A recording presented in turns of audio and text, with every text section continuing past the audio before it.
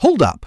Before anything else, if this channel has ever put real information in your hands, hit subscribe right now. Ring that bell. One click. That's it. Because you're going to want to be here for what's coming. All right? Let's go. Listen, I need you to watch this entire video. Because what's unfolding right now in the Middle East is not just some foreign policy headline. It is hitting your gas tank, your grocery bill, and your bank account. Right now. Today. And if you leave early, you're going to miss the part that actually matters. So stay with me. Here we go. Trump came out this weekend and said peace with Iran is basically done. The Strait of Hormuz is reopening. Big announcement. Loud words. But here's what you need to know before you pop the champagne. We have heard this before. Multiple times. And every single time, the deal collapsed within hours. So today, we're not just talking about what Trump said. We're talking about what actually has to happen for any of this to be real. And trust me, it is a lot. Let's be blunt. Trump has become the president who cried peace. 3 months. That's how long this war has been dragging on. And in those 3 months, we've gotten fake out after fake out. Markets aren't even flinching at these announcements anymore. Oil traders, the people whose entire job is to react to this stuff, they're shrugging because they've learned don't believe it until you see it with your own eyes. And here's the receipt that proves why. April 18th. Iran agrees to reopen the strait. Traders breathe. Markets start to move. And then, hours later, Iran says the US and Israel violated the deal. Just like that, ships are being fired on again. Mines back in the water. Drones back in the air. Back to square one. So when Trump says peace is at hand right now, the smart money says, prove it. Don't tell me, show me. Here's what makes this situation so dangerous. Iran got crushed militarily, no question. But they didn't need a tank army to bring the world to its knees. Speedboats, mines, and upgraded drones that have gotten terrifyingly effective. With those 3 tools, Iran shut down the Strait of Hormuz, and with it, 1/5 of the entire planet's oil supply. 1/5. Gone. Just like that. And they turned it into a toll road, charge ships to pass, require permission, threaten anyone who doesn't comply. That is textbook leverage. That is Iran saying, you beat us on the battlefield, but we still hold the keys to the global economy, and they are not handing those keys back for free. Don't take my word for it. Iran's own state news agency pushed back on Trump's statement this weekend. They said allowing vessels back to pre-war levels is not the same as free passage. They are drawing a line in the sand, in public. That matters a lot.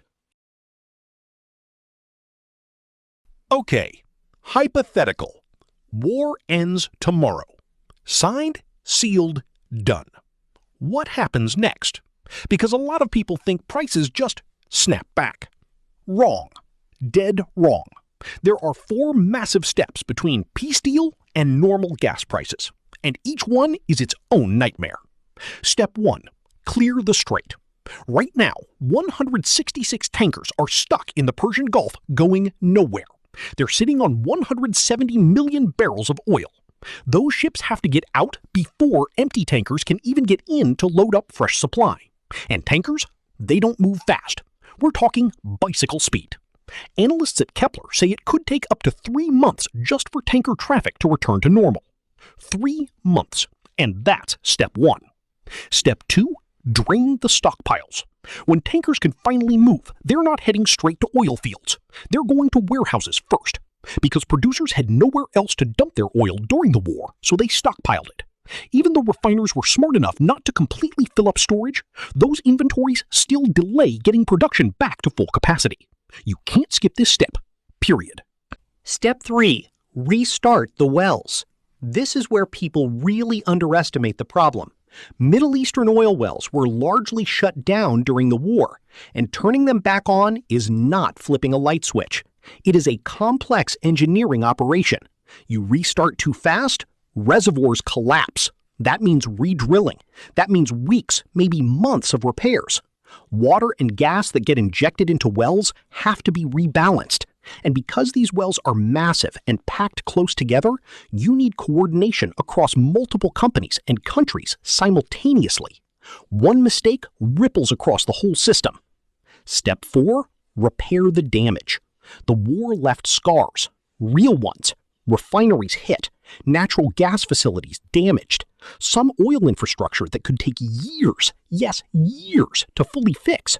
We're talking 12 million barrels per day of crude output that's been offline across the Middle East. 12 million, mostly Saudi Arabia and Iraq. Getting all of that back online is not a weeks-long project. It is a years-long project. And all of this, every single step, only works if the peace actually holds, which, based on recent history, is a very big if. Real quick, y'all, we're about halfway through, and I hope you're finding this helpful. If you are, drop a like right now.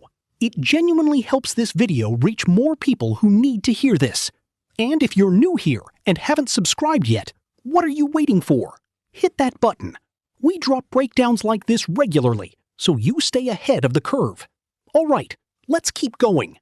Now the question everybody really wants answered. What does this mean for gas prices? When do I stop crying at the pump?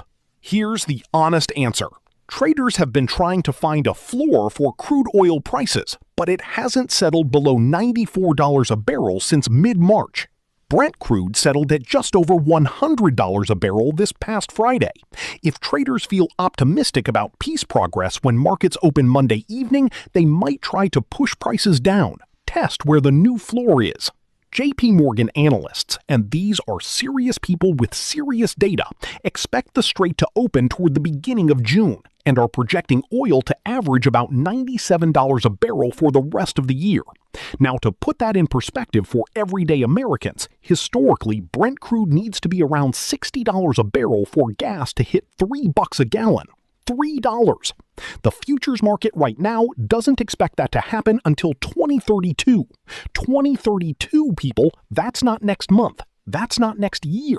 That's nearly a decade away based on current projections. And here's the other thing. Shipping companies are still spooked. Insurance companies have sent marine coverage prices through the roof, thousands of percentage points higher. They're not going to offer cheap coverage while the situation is still uncertain.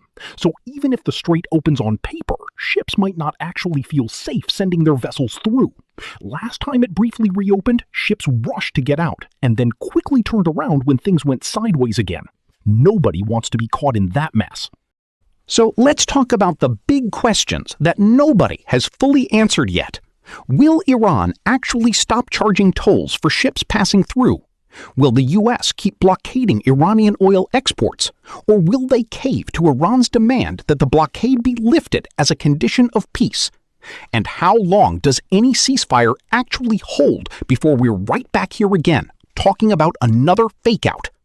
These are not hypotheticals. These are live, open questions right now. And the answers are going to determine everything, from what you pay at the pump this summer to whether the global economy can finally catch its breath after months of oil shock. The situation is still fluid, folks, still evolving, and we're watching it hour by hour. All right, and that's where I am gonna bring it home because I want I want to be real with you for a second. We have been living through something historic, and I know it's easy to get numb to it. Every week there's a new headline, a new peace deal, a new crisis. But what this story is really about is something much bigger than oil. It's about power. It's about who controls what flows through the world's arteries. And every time a politician promises a quick fix, the ground level reality tells a very different story. The people who are gonna feel this the most are not the oil traders on Wall Street. It's regular folks paying more to fill up their tank, paying more for groceries that got shipped across a supply chain that runs on fuel. It's us. It's always us. So stay informed, stay sharp. Don't tell the noise, drown out the facts. That's what we are here for.